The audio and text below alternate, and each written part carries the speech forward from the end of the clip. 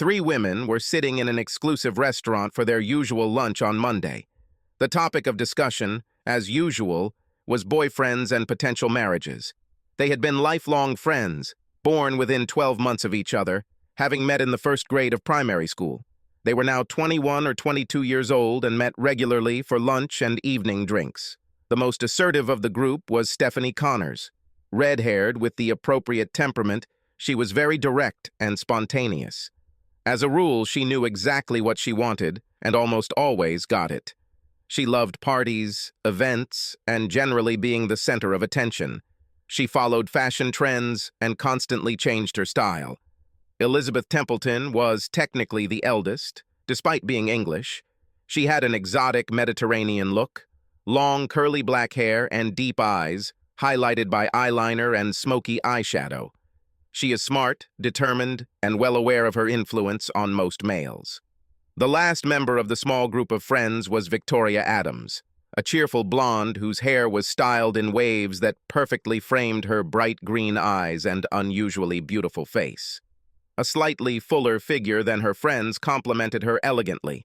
They attracted the attention of everyone present, especially men. They worked hard on their appearance and dressed in designer clothes. It was clear that they had money, and they used a significant portion of that money to maximize their attractiveness. Personal trainers, spas, beauty treatments, fillers. No expense was spared on everything. How are the wedding preparations going, Stephanie? Yes, everything is fine.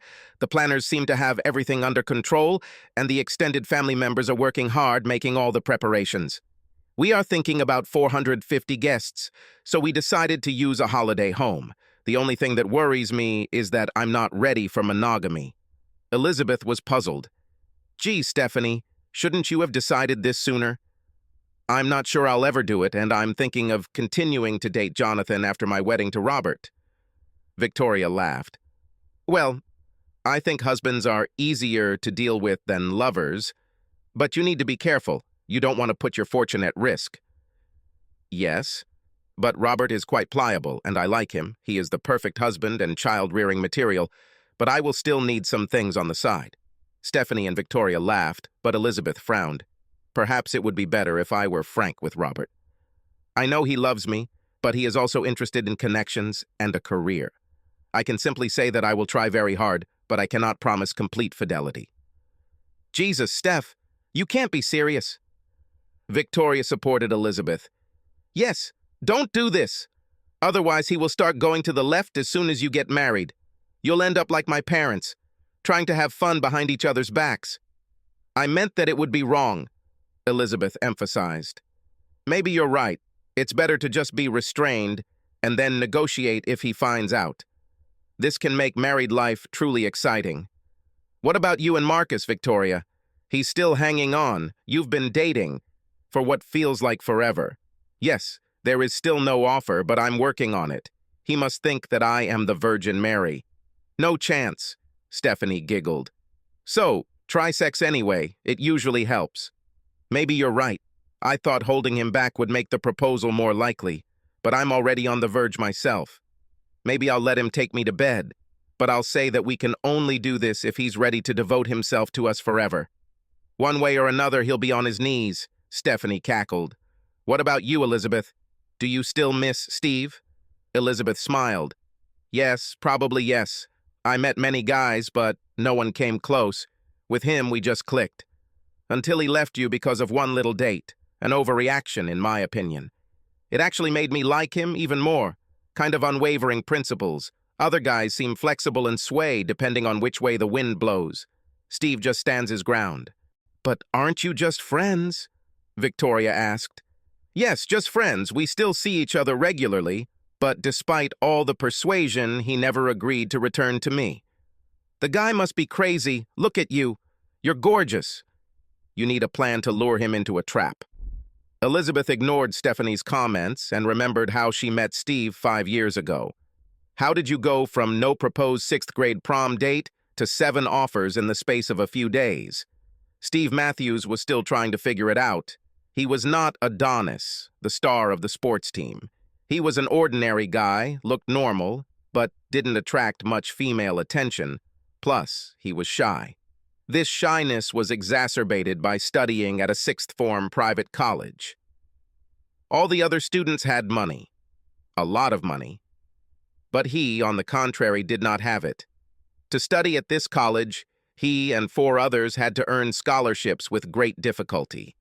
They strengthened the image of the college while collecting money from private students. However, this did not help Steve integrate into the team. Most of the students seemed withdrawn to him, and he had very few friends. And the few that were there knew that he thought quickly, loved to joke, and had a fantastic sense of humor. Everything changed when, in front of the entire common room, the absolute bombshell of 6th grade, Elizabeth Templeton, asked him to the ball. He worked up the courage to ask Penny Simmons, but he was so shy that he couldn't bring himself to do it. Elizabeth's invitation took him by surprise. He looked around, expecting the inevitable joke and everyone laughing at him. "So pick me up at 7. Okay?"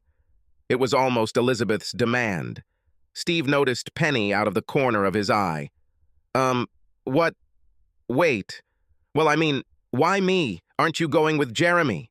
Jeremy St. Clair was captain of the rugby and cricket teams and, well, captain of fucking everything, Steve thought. No, we broke up, and I thought I'd go with you. Well, yes, I'm not sure. It was as if the whole room froze and took a collective breath. Steve felt pressured, his face flushed. He felt like he needed to give an explanation. I was going to ask Penny, Elizabeth pulled him by the arm and pulled him out of the common room. You really don't want to date me? Why? No one has ever refused me. You're stunning, but you already know that. Let's be honest. You're out of my league. So doesn't that make it your lucky day? Stevie hesitated. Can I be honest? You look like a princess, which means you always get what you want, and I could potentially get hurt in the long run. Wow. You really have a low opinion of me. Sorry. I didn't mean for it to sound like that. We're just from different circles, and I don't know what happened between you and Jeremy. I suspect that, at some point, you will simply leave me. Elizabeth looked upset. Jeremy cheated on me. So, am I, for the sake of restoration or revenge? I guess, in a way, yes, but I like you. I'm sick of all the jocks and fool their girls. You seem different to me, maybe kinder, and I see that with your friends you often smile and joke. I like it. God, then you'll start saying that I'm a good guy. This is not the best reason for a date, no matter how desperately you want it. Elizabeth laughed. And you're smart. You just said more than Jeremy has in the last 6 months. But believe me, I don't despair. There are plenty of guys who are ready to leave their girlfriends to come with me. Do you really see me as some kind of smug princess? Stevie winced. Sorry, that's not what I actually meant. I just know that if I take you with me, other guys will try to interfere, and you're used to attention. I think it's natural when you're so beautiful, but I'll be jealous. So I'm beautiful, Elizabeth smiled. Steve turned crimson before recovering. No, this whole conversation is about me trying not to say that you're an ugly ass. Elizabeth burst out laughing. You see, you are full of surprises, so does that mean I'm abandoned for Penny? Damn it. The first thing is that she knows about it. She might be horrified by the idea, and I just ruined 2 potential dates. Elizabeth smiled. Nonsense. I'll talk to her. She's a wonderful girl. You'll make a great couple. Why would you do this? Because, in fact, I just treated you terribly. True, but you are the first who has been honest with me in the last 100 years. And you know us princesses. We like to keep everything under control. Steve looked back at Elizabeth, wondering if he had misunderstood her. The few friends he had thought he was crazy, but Steve's public rejection of Elizabeth led to a series of dating proposals. Suddenly, many girls wanted to date the guy who so publicly rejected Elizabeth Templeton, wondering what his secret was. Steve did go to the ball and took Penny with him, thanks in no small part to Elizabeth's mediation. They had a great time, often chatting with Elizabeth and her companion Luke, another handsome, athletic guy. After this, Steve and Elizabeth saw each other often and became bosom friends. The story with the princess became a running joke among them. Elizabeth never tried to deny this, and on the contrary, she played along. They ended up attending the same university and sharing an apartment with 4 other friends from college. Steve switched from academics to his first love, art, and enrolled in the Faculty of Fine Arts. Elizabeth studied fashion and textiles. She constantly invited Steve on dates, but he rejected all her advances. On another drunken night, Elizabeth again approached him with a request for a date. "I don't know, Beth. We're great friends now, but you don't settle on one guy for long, and I'm the latest in a long list of eligible suitors." "Maybe I just haven't met the right guy yet." Steve laughed heartily. "I don't think any one guy can meet all your requirements. All those perfect-looking couples of yours that you dumped." Elizabeth suddenly became upset. "Yes, but after they get what they want, they treat me like a doormat. My life is not as simple as you think. We all have problems no matter what we look like on the outside." Steve was shocked. He thought they were just joking. And suddenly Elizabeth's reaction came out of nowhere. "Sorry, Beth, I didn't know you were serious. I thought we were joking again. Do you really want to date me?" They officially started dating and were having a great time, despite all his doubts and the fact that it was very early. Eventually, Steve started to think it might work. Elizabeth, of course, attracted a lot of male attention, but she skillfully deflected it. Everything was fine until they went home for the Easter holidays. Steve borrowed his father's car and drove to surprise Elizabeth, only to find that her ex-high school boyfriend Jeremy was already escorting her to the Mercedes. He followed them to a local restaurant and saw a quick kiss before they went inside. Steve was shocked. Everything he feared had come true. Steve knew that Jeremy played rugby for the local union team. As captain, no doubt.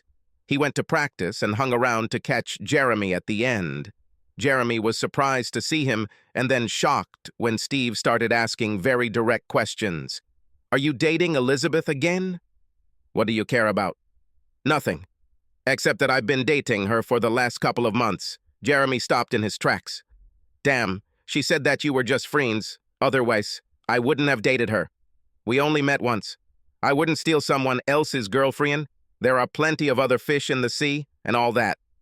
The answer wasn't what Steve expected, and he quickly got the impression that Jeremy was being truthful. At that moment, Elizabeth appeared around the corner. She knew from the looks on Steve and Jeremy's faces that she was in trouble. Steve raised his head. "Just in time. I'm leaving you." Jeremy joined. "Actually, we're both leaving you." Elizabeth began to cry. Both guys walked past, ignoring her. Steve and Jeremy nodded understandingly at each other and went their separate ways. Steve was surprised by Jeremy's action. He had seen him at the gym and was always impressed by his focus and how hard he trained. For people like him, not everything was smooth. There was always someone else fighting for primacy. Steve thought he was just another arrogant asshole, but now he thought he might be a good guy. It wasn't until they returned to campus that Elizabeth was able to talk to Steve long enough to apologize. "Sorry, Steve. People constantly pester me and I reject everyone. And then I ran into Jeremy and he asked me out. I agreed before I even thought about us and didn't see it as a date. Am I just lucky that you didn't leave me first? No, I didn't intend to do that. I couldn't forget him, and I wanted to know how he was doing. I thought I'd just talk to Jeremy. We didn't say that you and I are exclusive, but we can become exclusive now, if you still want me. I promise you that I—" Steve interrupted. "Come on, Beth. It was a real date. I saw you kiss him, and of course that's what he thought.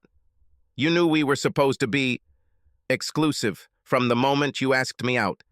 And why were you at the rugby club if not to see him again? You're still a princess, I guess, wanting to have your cakey and eat it too. Just leave me alone." I was going to tell him that we can't date anymore. "Nonsense. I wasn't born yesterday. Can we still communicate? Be friends?" "No, you shouldn't treat your friends like crap either." Steve left. Elizabeth began to cry, reproaching herself for being an idiot. Elizabeth and Steve gradually became friends again, but he resisted all of her requests to date again. She tried to make him jealous by dating different guys, But that and everything else she tried didn't even come close to working. Stephanie rejected Robert's marriage proposal. "This is the third time I've done this, and each time with the same result. I'm sorry, Rob. I really love you, and I want to marry you, but I just can't do it. At least not yet." "Why? Are you looking for better options?" "God, no. You are an ideal candidate for a husband. It's just me. I just can't see—" "Can't see what?" "I cannot commit myself to being faithful. I really want to and will try my best. But we both know that I like to flirt, and I like guys. It wouldn't be fair to marry you. I love you too much to lie to you about this." A shock flashed through Rob's head at Stephanie's words. He knew that she was quite wild, but not as brazen. Nothing more could be said. He was shocked that this was the end of their relationship. Stephanie seemed to sense where his thoughts were going. "I can only get married if I'm honest with you and we can satisfy my needs. I love you more than anything in the world, and I am sure that we are destined to be together. I'll really try, but if I slip up, I hope you'll forgive me." "Seriously? Do you want permission to go outside?" "I'm not saying that I want to. I just can't be sure, that's all. The idea of limiting yourself to just one man forever is quite a difficult thing to commit to. It seems old-fashioned." Rob left without saying anything more. Left alone, he thought about his life without Stephanie. Being with her is intoxicating. She seemed to know everyone and was constantly in the center of what was happening. Without her, his life seemed empty. She might not go for it, and at least she's being honest. She might just accept his offer and cheat on him behind his back. He would have noticed it all if she had gone astray. 2 weeks passed. Stephanie maintained daily contact, but did not insist on anything. Rob didn't propose again, and then one day when they were walking through a local park, he said quietly, "I accept your terms. Is it true?" "Wow. I really love you, Rob. Everything will work out for the best. I am the luckiest woman in the world to have a man who cares so much about me and is strong enough to handle what I say. You know that Dad will also make you a partner in the company. I promise if, and this is a big if, I will be careful and never neglect your needs. You are my absolute priority." She then took Rob to her apartment and had sex with him until she was exhausted, constantly confessing her love to him. She added that if he satisfied her like this, she would not be able to do anything else. Stephanie was ecstatic. She was getting married. She forgot to mention her existing lover and was glad that she received permission to look for more. Life was wonderful. Victoria's proposal was the polar opposite of Stephanie's. She was ecstatic when Marcus finally proposed to her. This happened a week after they had sex for the first time. It was everything she wanted, and it was so romantic. Marcus got down on one knee in front of the moonlit lake and gave her a ring with a large stone. The fact that her consent to sex was not backed by his promise of commitment was of no consequence in Victoria's eyes. She had a solo night out wearing what she thought was her sexiest designer halter neck dress. This precluded wearing a bra. For the rest of her seduction outfit, she left a thong, tight stockings, and killer shoes with 13-centimeter stiletto heels. The kiss after eating sent Marcus over the edge. By the time they got to the bedroom, Marcus had agreed to almost anything. He was in real danger of blowing up. Victoria later laughed when she heard the old song, "Paradise by the Dashboard Light" on the radio, sung by someone named Meatloaf. It was an almost perfect commentary on how she convinced Marcus to propose to her. He actually vowed to love her until the end of time. She didn't like the mood at the end of the song, but she was confident that she could avoid that fate. After all, she loves him and they were meant to be together. Everyone thought they were the perfect couple. They suited each other so well. Victoria even liked the way Marcus made her behave better. She was much less bitchy than she was with her friends Stephanie and Elizabeth. But even then, she could usually still manipulate, or rather convince him to come around to her way of thinking. All great ingredients for a perfect marriage. "Will you marry me?" Steve practically spilled his beer all over the pub where he was sitting with Beth. "Hear me out before you interrupt. I am due to inherit a sizable trust fund from my grandfather's estate, But I cannot access the capital until I am 30 years old, or until I am married and have been married for at least 3 years. Up to this point, I can only access some percentages. The thing is, I'd like to have access to capital now and do some cool things before I settle down. Steve shook his head. Why not just wait, or better yet, marry the one you're in love with? Because this draconian rule, 30 or marriage, it's insulting, as if I need a husband to make smart decisions for me. Maybe it is necessary. Perhaps your grandfather assessed you correctly. He made this condition for a reason. Perhaps he knew that you were eccentric. Really eccentric? Well, considering my grandfather has been traveling the world and spreading seed since he was 17 years old, he should be the last to make such agreements. I suspect my parents and lawyers talked him into it. He may have even set it up as a test to see if I could get around it. But I can. That's where you come into play. Steve thought in horror about what would happen next. So we get married and I get access to the trust fund. We are so close that no one will be surprised. I will pay you $200,000 for every year of our marriage. We will live together for 3 years so that everything looks legal, and then we will go our separate ways. Stupid idea. We will definitely be caught. Beth was unstoppable and full of enthusiasm and confidence. I can give you more if it helps. No, it's not a matter of how we convince people. That's the thing, we've been friends for ages, we know more about each other than most couples. Everyone knows that we are close. This is a natural relationship. No one will suspect anything. As long as I don't go off the rails, no one will care. You don't have to agree with my reasons. But just think. You can open the studio you dreamed of and become an artist. And perhaps you won't want to settle down so quickly. This got Steve thinking, real or not, being an artist is his dream. But starting your own business without money is very difficult. He knew many fantastic artists who had careers as bar staff or baristas. He was stingy, even renting a tiny apartment was beyond his means. Just think of the kind of life we could lead. We are great friends, and we will spend a lot of time together. It will be so great. So we'll just be friends, sleep in different beds, and lead a secret life? God, no. We have to make this a reality. We will sleep together, and you will have full access to your wife if you want. Elizabeth blushed. Stevie raised his eyebrows. So this is a real marriage? I know you wouldn't even date me, so I guess monogamy is out of the question. If you're careful, I wouldn't want to stop you from dating someone else. I think the same applies to me because it's an arranged marriage, but we can remain friends with benefits if that's what you like. Wow. Money, sex, career, and fulfillment of dreams in one fell swoop, and without obligations. Now you're offering me a chance to have my cake and eat it too. Ha, this is funny. Now you are the princess, not me. I could marry you and get a ton of your money in a divorce. Elizabeth's face lit up. Exactly. So it can only be you? Steve looked puzzled. Because you won't do that to me. You are the only man in the whole world whom I completely trust. For the first couple of years, Stephanie and Rob's marriage was going well.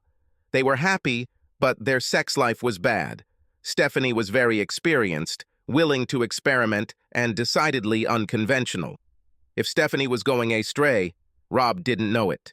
He wasn't sure when things had changed. It seemed like there were more and more trips and nights without him. Rob threw himself into his work and began to avoid Stephanie, wondering if that was her goal.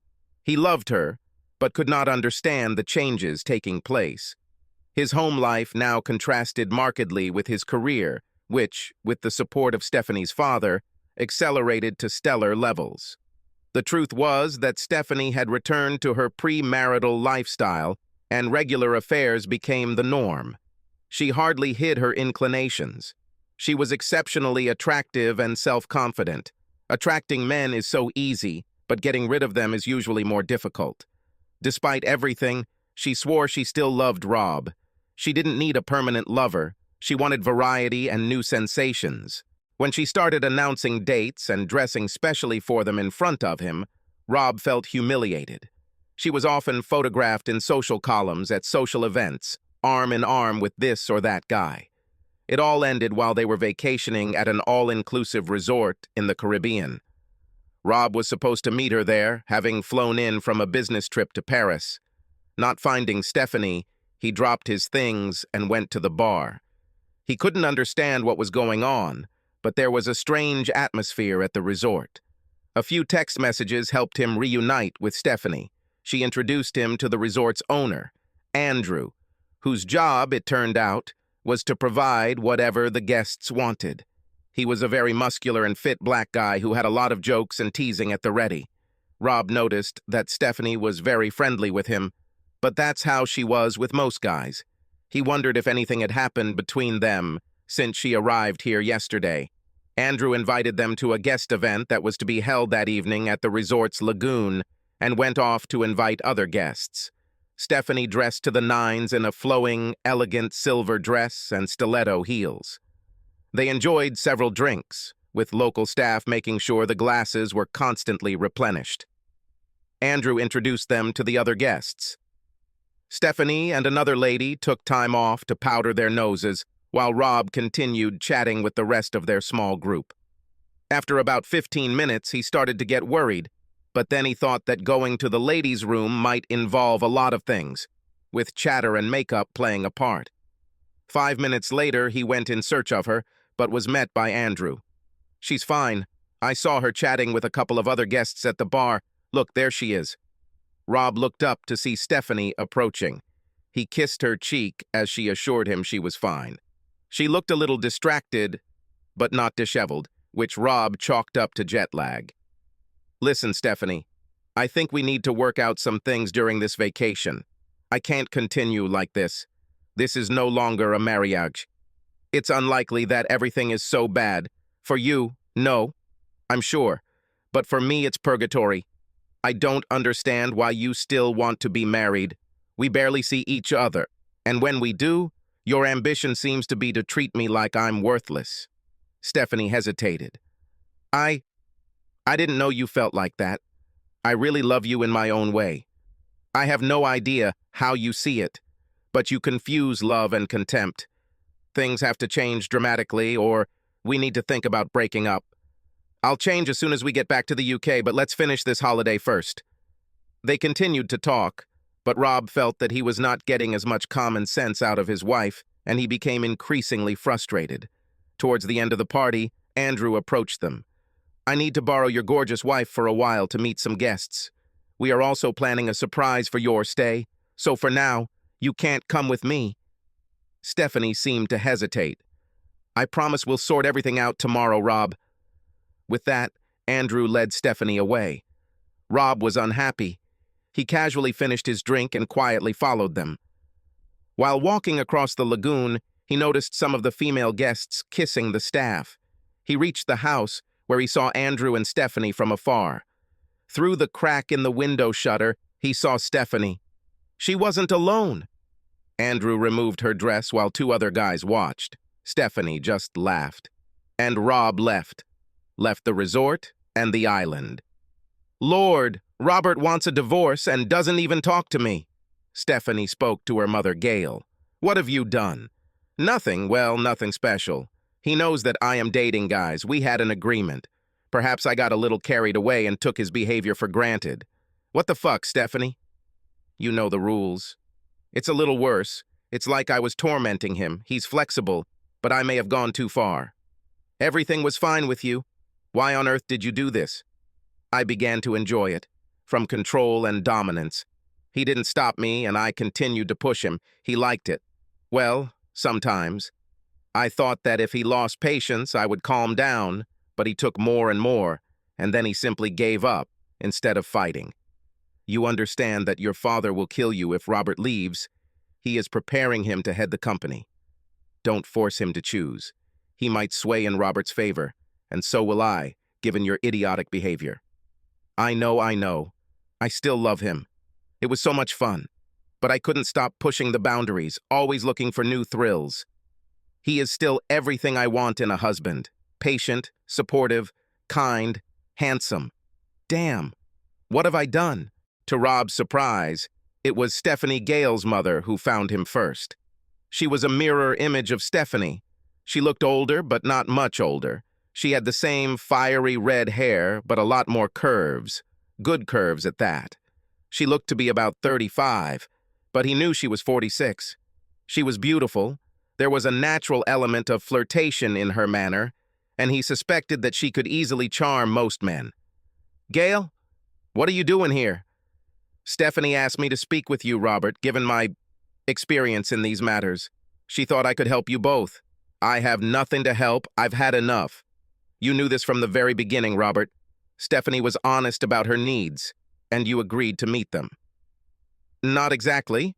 She said that she would try, and perhaps there would be some rare offenses. She also said that she would be discreet, but in fact openly shows off her lovers at public events.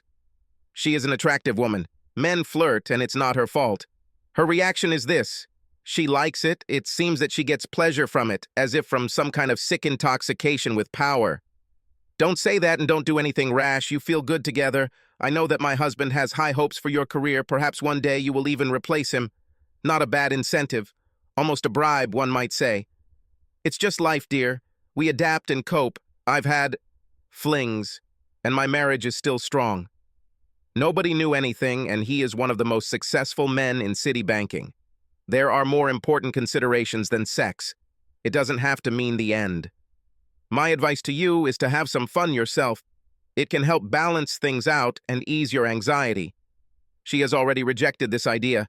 Any infidelity on my part seems unacceptable to her. So she can have fun, but I can't. And I can't remember the last time we had sex. It seems very unfair. Why did she say that? Something about how I can get attached and fall in love, but she doesn't consider it a risk for herself. Well, that's a good idea. You're a romantic at heart. It's all a negotiation. It doesn't mean you can't do it. It just means we have to manage the risks. Find someone you won't run off into the sunset with. And who could it be?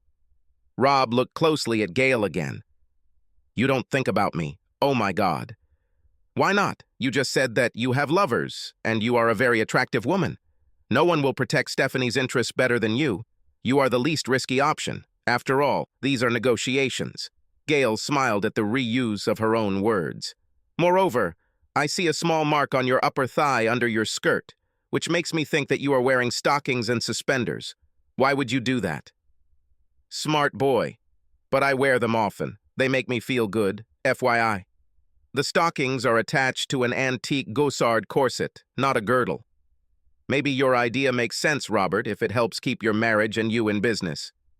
Gail came over and sat on Rob's lap and kissed his cheek. She was a voluptuous woman with curves in all the right places. Don't pretend you didn't think about it. Does Stephanie know what you're up to? Good God, no. I just said that I would talk to you, but I see that she is mistaken and treated you poorly. I'm not in a position to criticize her for taking lovers, but such neglect is unforgivable. I'll work with her to sort this out. She undid 3 buttons on her blouse, revealing her impressive cleavage. Gail looked delighted and snuggled into his lap. She stood up and took off her top. Then Rob heard her unzip her skirt. She stood in black, high-heeled shoes, stockings, and a corset with an open bottom that barely contained her impressive breasts. Gail curtsied a little. And what should I do as compensation for my daughter's neglect? Collapsed to the floor, Gail was breathing heavily. My daughter is an idiot. That's right. But you too. I filed for divorce today. But we just agreed. She didn't tell you about the holiday, did she? No. What's there? I'll let her tell you all the details. Suffice it to say that she has reached a whole new level of depravity and degradation, which is the reason I will never take her back, despite your best efforts, Gail. Victoria and Marcus's marriage started well. They were the epitome of the ideal couple, attractive, wealthy, and professional, with a wide social network. However, convincing Marcus turned out to be much more difficult than Victoria expected. She couldn't get her way, and, of course, she wasn't used to it. Marcus flatly refused to accept handouts from her parents, which made him even more ideal in their eyes. As a result, they had to make their way on their own without the help of her parents.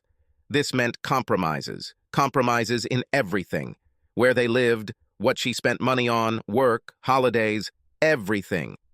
Victoria felt that Marcus was pushing her needs into the background. Marcus came to the conclusion that Victoria was a spoiled brat who was having trouble adapting to her new lifestyle. After marriage, she changed a lot. She became like a different person, unhappy and depressed. Nothing he did was right, he still loved her, but she was almost impossible to live with, and it was completely debilitating. When he tried to talk to her, she didn't see a problem with her attitude or behavior. She swore she loved Marcus, and everyone commented on how well they suited each other. It was only a matter of time before they had children, which they both dreamed of. Then gradually she became brighter, more like her old self. Marcus felt relieved. He didn't know what happened, but life was good again, and he was afraid of jinxing it. Victoria entered the kitchen, discreetly greeting her husband. "Can we talk?" Marcus thought that the talk would most likely be about having children. Things have gotten a lot better lately. It seemed like they were back to normal when they talked about starting a family in the past. "Of course. What is it? Isn't it time for me to worry?" he asked jokingly. Victoria didn't answer. Damn. There's no easy way to say it, but I met someone else. She stated this in such a matter-of-fact tone that Marcus had difficulty understanding what she said. "Are you having an affair?" "No, not yet, but we have become close. I'm sorry." "It doesn't look like you're sorry. And who is he?" "A client I met through work a couple of months ago. I was unhappy. We talked, got to know each other. He helped me. He is the most charming and attractive man I have ever encountered. It's hard to explain until you meet him." "So why did you tell me this and not leave me in blissful ignorance? Because I thought you had a right to know. And he invited me to go on a trip with him on his yacht." "Oh, surprise! That means he has money. No wonder you're attracted to him. Does it give you the opportunity to get back into that social life you crave?" "It's not that. I just couldn't resist Daniel. He's absolutely gorgeous and he's always on my mind. He's almost too perfect." Victoria continued, unable to hide her excitement. "His body looks like Brad Pitt in the movie Troy. He was previously a professional football player." "Thank you, now I feel completely inadequate." "You don't have to feel that way, darling. I'm still very attracted to you." "You said that he is a football player in the past tense, so how old is he?" "Over 42, probably." "Lord, they didn't even replace me with a younger model. So what, you're leaving me? You want a divorce?" "No, silly. I still love you just as much. I need time to sort out my relationship with him. I thought that when I got back, we could sit down and sort out our feelings. And I'm expected to just put up with it?" Stephanie and Elizabeth made agreements with Rob and Steve, and their marriages are both very happy. This allows them to explore everything without risking anything. From what I hear, that's not the case. I would imagine that other pampered princesses had something to do with this. Do you feel like you're missing out on something? Lord, you are just like them, a spoiled child playing with other people's lives. You think you can have everything you want, but you don't. We'll be careful, no one will know. I'm not trying to stick it in your nose. You've already done it. This was not a quick or easy decision. Marcus, I love you, but I feel like I need this. When are you going? Victoria looked at her watch. As soon as we finish the conversation, I'll change my clothes. We decided that it was better not to let the situation die down. Marcus exclaimed incredulously. Incredible! You understand that this is the end for us. Do not say that. I'll be back before you know it, and then we can have a proper talk. Victoria went upstairs to change. She was already halfway packed with a small bag. As she put on stockings for her trip with Daniel, she had the decency to look embarrassed. I can put them on for you when I get back. Try not to worry about sex. You're not a savagey. Marcus wondered who the person sitting in front of him really was, treating Infidelity as if it were a girl's excursion or a famous 5 adventure where everything was fun and just great. Victoria hesitated as she walked towards the door. I love you. We'll talk when I get back. The house was so quiet that Marcus was even scared. His whole world collapsed. He resisted the urge to get drunk, wanting to keep his thoughts clear. He thought about leaving, but then decided that Victoria might never return. and he would have a better chance of keeping the house if he stayed in it. Marcus couldn't imagine what she was up to. It tore his mind apart and made it difficult to sleep and rest. The gym, exercise, long walks. All this did not help. He took a day off from work, since he could not meet with anyone. There was no contact from Victoria, not even an SMS, but that didn't matter. When she returned 5 days after leaving, Marcus was stunned. "What are you doing?" "I told you I'll be back." "So, what happened? Why didn't you go off into the sunset with your lover?" "I decided that I truly loved you. Daniel was a simple hobby, and being away from you, I realized how much I love you. I came back early to try to correct the terrible mistake I made. If you stay, then I will leave. But, you love me. Let's say, you can't leave me. The problem is that no one ever said no to you. Well, instead of no, try this. You can fuck off right now and disappear from my life. You are not the heroine of a great romantic adventure, but just another adulteress. We can go for a consultation. No, consultation requires truthfulness and honesty, and you lack these qualities. You just wanted to have a good time and nothing more complicated. We don't need consultants to dissect this little treasure. You haven't lacked anything. You're just a greedy little rich girl." Victoria was furious. No one had ever spoken to her like that. "Okay, if you want to know the truth, I wanted more and I got it. Being with him, I was in heaven. I craved him. It was completely exciting. Time and time again, I got what I wanted." Their eyes met. Victoria covered her mouth with her hand. The realization and implications of her own words hit her. "He left you, didn't he? You would never just leave." Victoria burst into tears. "I was such an idiot. He had fun before explaining that I was just a hot little thing on the side. He was married, and apparently happily." "Well, isn't this a tragedy?" Marcus couldn't think of anything else to say. He just felt empty and overwhelmingly sad.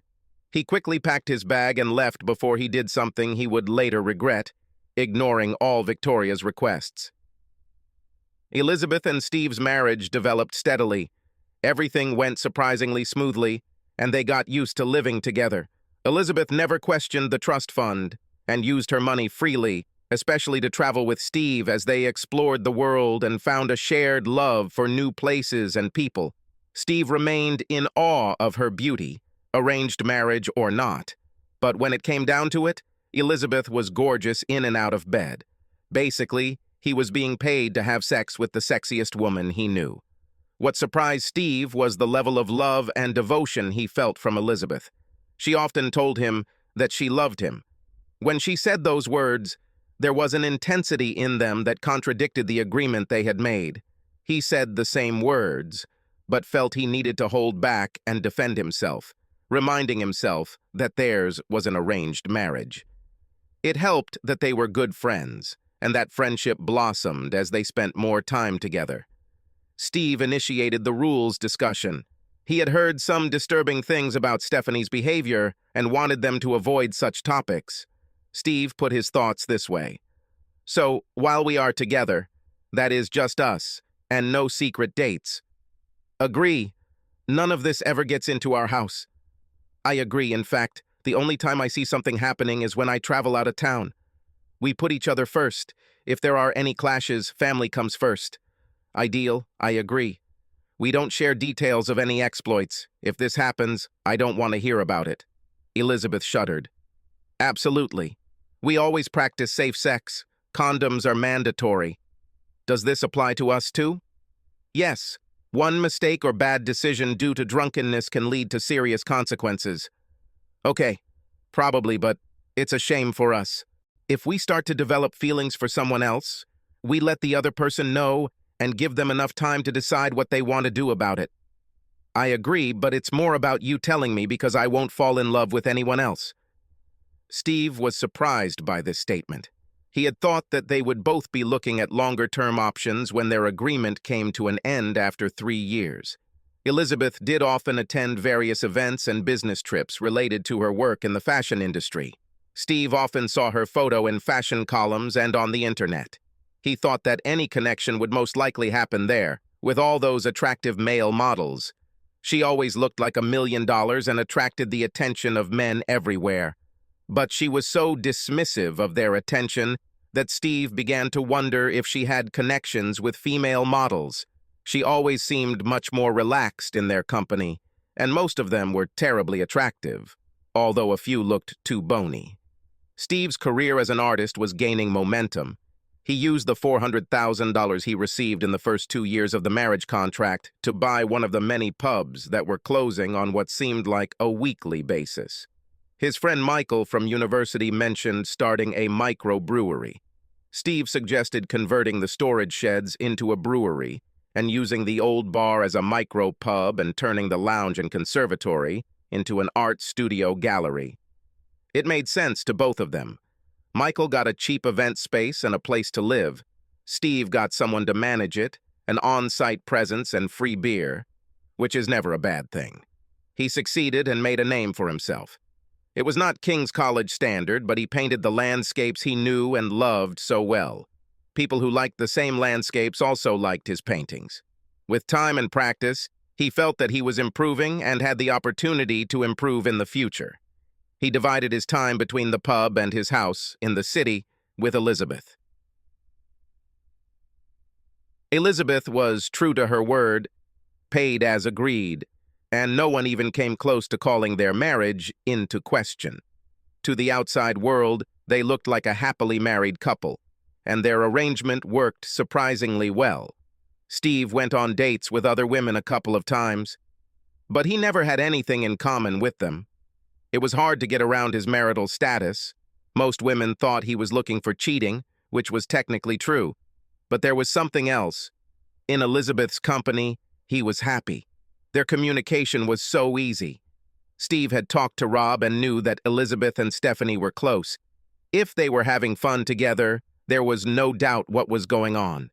Rob's tales of grief continued in a downward spiral until he finally announced that he had left Stephanie. When Marcus, out of the blue, announced that Victoria was having an affair, Steve expected a similar fate for his own marriage. Steve became close friends with Rob and Marcus. He couldn't believe how callous Stephanie was, and Victoria seemed to have flown off to dreamland. In his opinion, Elizabeth's behavior was not much better, but she was open about everything. A conversation with Rob and Marcus gave him the idea that after their upcoming 3rd wedding anniversary, he should file for divorce and move on with his life. He wanted a real relationship and eventually children, and that couldn't happen with Elizabeth.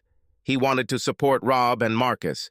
They were both great guys, and if they managed to get out of their marriage relatively unscathed, they had a bright future ahead of them. They could be considered prey by almost everyone except pampered princesses. However, getting a divorce was easier said than done. Wives were used to getting their way and would probably fight. They decided to stick together, Steve adding to this the dissolution of his arranged marriage before Elizabeth could beat him to it. On Monday, 3 friends were sitting in the same exclusive restaurant having a casual lunch. The topic of discussion, as usual, was their husbands. What? Do they want to see all 3 of us together? Yes, the boys must have united. They refused to talk to us until it was time to go into the room with the lawyers to sort out the divorces. A tearful Victoria wails, "But I don't want a divorce." "None of us want to," Stephanie snapped. "But even my father could not find them. They didn't spend money on their cards or use their phones. My dad is unhappy with me and said that my actions are damaging the company and costing him money." They were all present at the meeting in the boardroom of the renowned law firm, Clark, Falconer, and Hopkins. Before lead partner Randall Clark could speak, Steve shouted, 18! The noise in the room died down. "Excuse me, Mr. Matthews, what was that?" "I just counted. There are 18 lawyers in this room, and only one of them is ours, and frankly, he is our friend doing us a favor." Steve turned to look at his friend and new lawyer Dave, who gave him an optimistic, if inappropriate, thumbs up. "You seem to be worried since you came to us with such a mafia, especially since we only asked for a preliminary conversation. It makes you look weak instead of strong." "Well, we have a responsibility to represent our clients," Marcus calmly interrupted. "Try 3. Sorry. Try 3, only 3. One leading representative from each of our wives, the rest can leave. You will still outnumber us. He looked at Victoria. I just saved you a fortune in billable hours. You should be grateful. There was a lot of rioting, noise, and controversy, all from the assembly of lawyers. The three husbands and their friend Dave ignored the whole thing without saying a word, and then got up to leave. Stephanie cleared her throat. Randall Clark got the message and told the rest of his colleagues to leave, except for his senior partner, Martin Falconer. We said you can take 3. Our firm does not represent Mrs. Matthews. Steve gave Elizabeth an incredulous look. Can we have coffee and a croissant? Asked Rob. Stephanie's eyes sparkled. Stop being a jerk, Rob. You are all intelligent professional men. Stop playing like simpletons. What do you want? Oh, Stephanie, my dear wife. Divorce, obviously. We're here to find out if you 3 are going to accept it amicably or if you're going to fight in your usual delusional manner.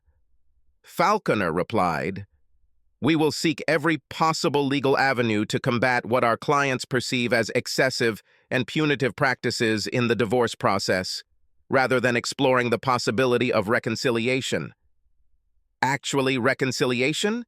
You have no idea how many men our wives have had sex with since we got married, Mr. Falconer.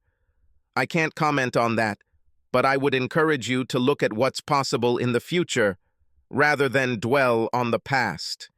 Your own impressive career is at stake. Rob looked at Dave, who nodded, indicating that this was what they had intended. So this is your plan. Bury us in litigation until we run out of money and give up or walk away with nothing. We suggest a consultation as a starting point, Randall suggested. Victoria cried, I don't want a divorce, Marcus. I love you. It was a mistake. Let's see what phrase you used. Yes, exactly this one. If you want to know the truth, I wanted more, and I got it. I was in 7th heaven when I was with him. I didn't want this. It was because of my temper. I was embarrassed, so it broke out. There will be no consultation, although I would be interested in a psychological evaluation for Stephanie, Rob grumbled. Don't do this, Rob. You can't leave me or the company. I'm your wife. Don't make me laugh. You have no idea what it's like to be a wife. It was all a lie from the start, wasn't it? You've been having sex with everything that moved since before we got married. You just didn't bother to cover it up after a while. That's probably true, Rob, but I can put it all down. We can work this out and still be happy together. Rob laughed heartily, a real belly laugh. Great. And how are we going to deal with this? I noticed that you didn't apologize or even say that you'd stop everything. I'm sorry, and I lacked decency. I enjoyed it. I like to be dominant and assertive. Taking what I want is a huge thrill, and I enjoy men. I thought you were enjoying it too. Believe me, it's not true. You were just too busy looking for your next lover to notice. We had an agreement? Yes, according to which you promised that you would try not to be naughty and be careful. What I saw on the first day of our vacation is a little untrue, don't you think? Stephanie blushed and looked down. I can't live like this anymore, and neither should anyone. Please, Rob. My mom explained something to me too, and I lost track of you. I can fix this. I can stop. Think about your career. Stop it, Stephanie. You won't last a week. Honestly, you need help. You are a nymphomaniac and may have some form of compulsive disorder. Fine. I will seek medical help. Anything. I will try anything. It's too late. This is all too bad. We need to end it. Have a nice life, Steph. I'd say you're now free to have fun with whoever you want, but you've already worked your way through most of the population. Steve chimed in. How about we accept legality instead? You will win when you compare your legal resources to Dave, or even Dave and a few colleagues. If we can scrape together the money, we will lose regardless of the treacherous actions of our wives. Randall Clark smiled at Steve's reasoning. Elizabeth spoke next. What are you up to, Steve? None of you are beggars. In fact, you are all surprisingly very well off. You can hire a firm and easily trade blows with Randall. Unfortunately, we are not as wealthy as you might imagine. To fund such extensive litigation, we will need additional income, perhaps media work. Falconer immediately caught the subtext. It would be a mistake to seek publicity. It is a dangerous double-edged sword. Perhaps, Rob countered, but we stand to lose less than our high-ranking wives and a national banking firm about to embark on a critical merger. We think the Chronicles of a Pampered Princess would work well as a TV series, and maybe even a book. We seem to have a lot of free time. Stephanie growled. You bastard. Maybe I'll write an answer about how you weren't man enough to satisfy a real woman. That's right. Even the number of lawyers that Randall can gather will not satisfy you. But I have an idea. Why not ask your mother to contribute to this matter? Rob smiled at Stephanie's puzzled expression. Go and tell dear Daddy about the media, and let us know what suggestions you have after that. After all, it's better to be an organ grinder than his monkey. The four friends stood up to leave. Victoria begged, I don't understand what's going on, Marcus. I love you. Daniel meant nothing to me. So what? That statement doesn't make anything you did better. In fact, it makes your behavior worse. Lord Vic, what would you do if you didn't love me? By the way, you are mistaken. You only love yourself. It's over, Vic. Victoria burst into more tears. It was becoming a habit. Steve, can I talk to you for a minute about, something legal? Steve looked at Elizabeth and assumed it would be about her trust fund and nodded in agreement. They stayed in the room when the others left, Stephanie escorting an upset Victoria to the door. Look, Elizabeth, you played fair with me. I think we don't have to participate in all this. We can do our part quietly, but I actually want to support Rob and Marcus. Your friends did a lot of bad things to them. They deserve the best. Elizabeth nodded. I think you're right. Maybe I need new friends. I understand Rob and Marcus are holed up in your studio, living off your portion of the trust fund. In general, yes, but why didn't you tell the girls or the lawyers about this? I agree with you. The guys didn't deserve what happened and deserved peace, although I heard rumors that Rob took his revenge in a rather dramatic way. Steve smiled, knowing about Rob's connection with Gail. Do you think you can access your trust fund since we did what you originally wanted? There's no trust fund, Rob. I inherited all the money when I turned 21. What the? How can this be? I made it all up. But why? Isn't it obvious? It's very simple. I wanted to marry you. I always wanted to. From the very first day we met at school.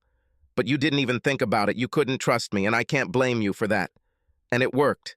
We were very good together. These were the best 3 years of my life. But what about all these different guys? What guys? I admit, before we got married, I was popular, but I stopped all that. I went on dates often, but only a few times with guys to keep up the pretense, and I didn't sleep with any of them. I have a list of names and contact numbers if you want to check. But I have been faithful to you since the day we agreed to get married. Stevie was stunned. This certainly couldn't be true. When was the last time you saw me on a date with a guy? Steve thought about the last photo he saw on the internet, which must have been almost a year ago. This is John Marshall. On August 18th last year, he accompanied me to the awards ceremony. We danced, had a good time, and he kissed me on the cheek when he dropped me off. Call and ask him if you don't believe me. He told me to tell you that you are a very lucky guy. Before this, in April, there was James Campbell.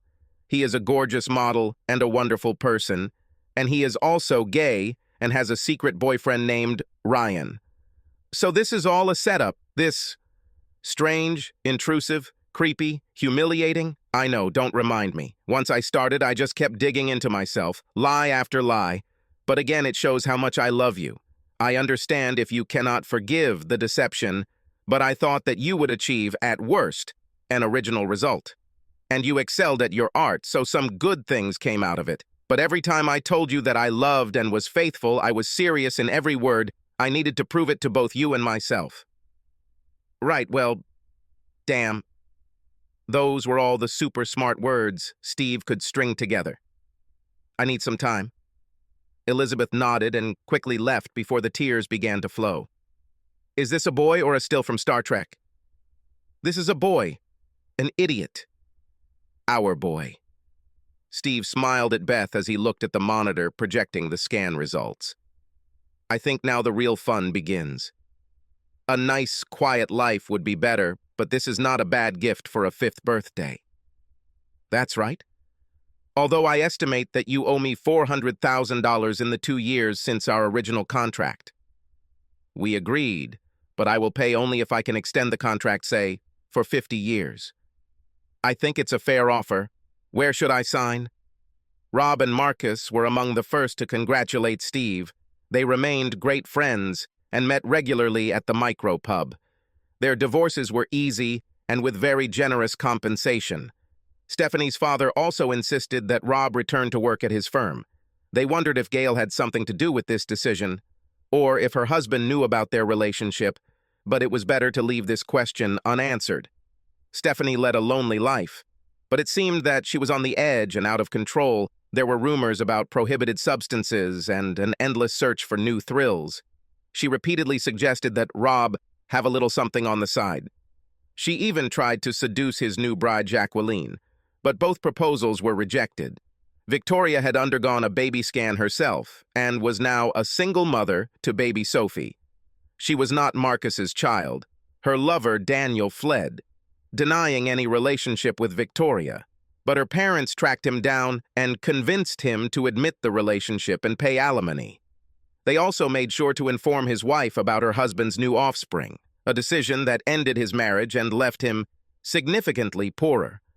Victoria now had to put other people's needs before her own, and, to everyone's surprise, she did an unusually good job of it. One could only hope that Sophie would not grow up to be another pampered princess.